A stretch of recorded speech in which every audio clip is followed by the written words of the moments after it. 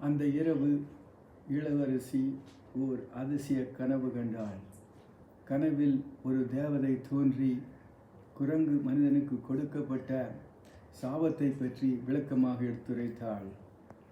விழித்து கொண்ட இளவரசி தன் செல்வாக்கை பயன்படுத்தி சாப விமோசனம் பெற்றாள். குரங்கு மனிதன் பிடித்திருந்த சாபம் நீங்கியது. அவன் ஓர் அழகான வாலிபனாக மாறிவிட்டான். அரண்மனை ஆனந்தத்தால் ஆர்ப்பரித்தது.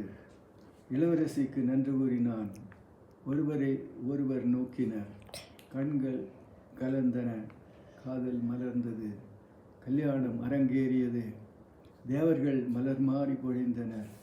ஆனந்தத்தின் இலக்கணமாக திகழ்ந்த இளவரசி 20 குழந்தைகளை பெற்றெடுத்தாள். இந்த அஸ்தமனம் ஆகாத சாம்ராஜ்யத்தின் சரித்திரத்தை இனி காண்போம். அடுத்த வீடியோவில் சந்திப்போம். நன்றி, வணக்கம்.